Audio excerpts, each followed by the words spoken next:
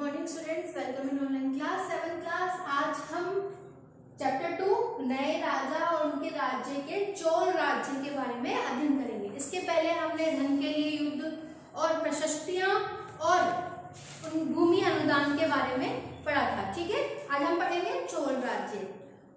उरैयूर से तंजावुर तक चोल वंश सत्ता कैसे आई, कि चोल राज्य था, ये वंश जो था ये सत्ता में कैसे आया, इसका उदय कैसे हुआ।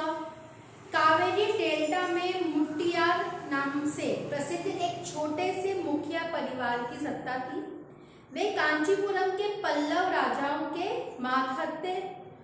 उरियलयार के चोल वंशीय प्राचीन मुखिया परिवार के विजयालय ने 9वीं सदी के मध्य में मुट्टियारों को हराकर इस डेल्टा पर अपना कब्जा जमाया था।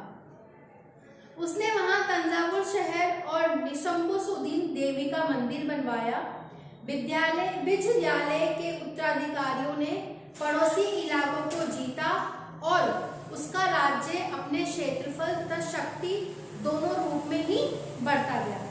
दक्षिण और राज्य के पाणियान और पल्लवन के इलाके उस राज्य का हिस्सा बना लिए गए। राजराज प्रथम, जो सबसे शक्तिशाली चोल शासक माना जाता है, 985 में राजा बना और उसी ने ज्यादातर क्षेत्रों को अपने नियंत्रण में ले लिया। फिर अगला टॉपिक है भव्य मंदिर और कांस्य मूर्ति कला। कि चोल मंदिर अक्सर अपने आसपास विकसित होने वाली बस्तियों के केंद्र बन गए थे। जो चोल मंदिर जो थे वो वहां के आसपास जो बस्तियां थी उनके आकर्षण के केंद्र थे। ये शिल्प उत्पादन के केंद्र भी थे, क्योंकि ये बहुत अच्छी तरह से शिल्प उत्पादन, मूर्तिकला या इन सब में बहुत महारत थे। ये मंदिर शासकों और अन्य लोगों के द्वारा दी गई भूमि से भी संपन्न हो गए थे। इस भूमि की उपज उन सारे विशेषज्ञों का निर्वाह करने में खर्च होती थी जो मंदिरों के आसपास रहते थे और उनके लिए काम करते थे। पुरोहित, मालाकार, बावर्ची, मेहतर, संगीत, नर्तक इत्यादि। फिर है कि दूसरे शब्दों में मंदिर सिर्फ पूजा आराधना के स्थान ही नहीं थे, वे आर्थिक, सामाजिक और सांस्कृतिक जीवन के केंद्र भी थे। मंदिर के साथ जुड़े शिल्पों में सबसे विशिष्ट था कांस्य प्रतिमाएं बनाना, मतलब कांस्य की मूर्तियां बनाना। चोल कांस्य प्रतिमाएं संसार की सबसे उत्कृष्ट, सबसे अच्छी प्रतिमाएं मानी जाती थी। फिर अगला टॉपिक है कृषि और सिंचाई। कि चोलों की कई उपलब्धियां कृषि में भी हैं, कि उनके माध्यम से हम ये देख सकते हैं कि कावेरी नदी बंगाल की खाड़ी में मिलने से पहले छोटी छोटी शाखाओं में बढ़ जाती है। ये शाखाएं बार बार पानी उछलती है और किनारों पर उपजाऊ मिट्टी जमा होती रहती है। शाखाओं का पानी कृषि विशेषज्ञ चावल की खेती के लिए यहाँ पे उसके तापमान को भी उपलब्ध करवाती थी। तमिलनाडु के दूसरे हिस्सों में कृषि पहले ही विकसित हो चुकी थी, पर 5वीं शताब्दी में आकर ही इस इलाके में बड़े पैमाने पर खेती शुरू हो पाई। कुछ इलाकों में जंगलों को साफ किया जाना था और दूसरे इलाकों में जमीन को समतल किया जाना था। डेल्टा क्षेत्रों में बाढ़ को रोकने के लिए तटबंध बनाए जाने थे और पानी को खेतों तक ले जाने के लिए नहरों का निर्माण होना था। कई क्षेत्रों में एक साल में 2 फसलें भी उगाई जाती थी, कि कई क्षेत्र तो ऐसे थे जहां पे 2 फसलें, जैसे कि रबी और खरीफ की जो फसल होती थी, 2 फसलें भी उगाई जाती थी।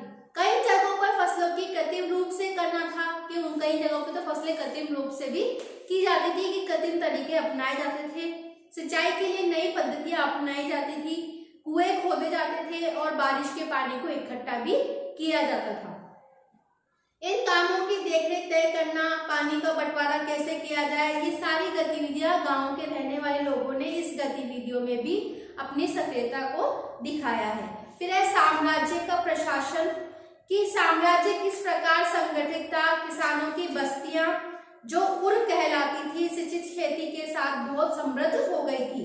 इस तरह के गांवों को समूह को नाडु कहा जाता था। ग्राम परिषद और नाडु न्याय करने और वसूलने जैसी कई प्रशासकीय कार्य भी करते थे। वेल्लाल जाति के धनी किसानों को केंद्रीय चोल सरकार की देखरेख में नाडु के कामकाज में अच्छा खासा नियंत्रण भी करते थे। उनमें से कई धनी जो भूस्वामियों को चोल राजाओं के सम्मान के रूप में मूवेंदलवेल के शाहजहां को अपनी सेवाएं प्रदान करने वाला वेलन या किसान राजकीय पद भी दिए जाते थे। प्रत्येक ब्राह्मणदेव की देखरेख प्रमुख ब्राह्मण भूस्वामी के एक सभा के द्वारा की जाती थी। इन सभी की देखरेख जो ब्राह्मणों ने सभा नियुक्त करते थे उसी में इनको देखा जाता था। ये सभाएं बहुत कुशलता पूर्वक काम करती थी। इनके निर्णय शिलालेखों में प्राय मंदिरों के पत्थरों की दीवारों पर ब्यौरे दर्ज किए जाते थे। नगरम के नाम से ज्ञात व्यापारियों के संघ भी अक्सर शहरों में प्रशासनिक कार्य संपादित करते थे।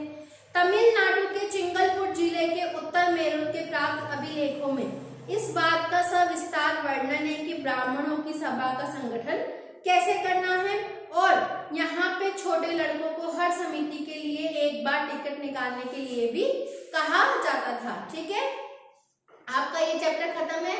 आप सबको समझ में आ गया होगा। ठीक है, thank you, have a nice day.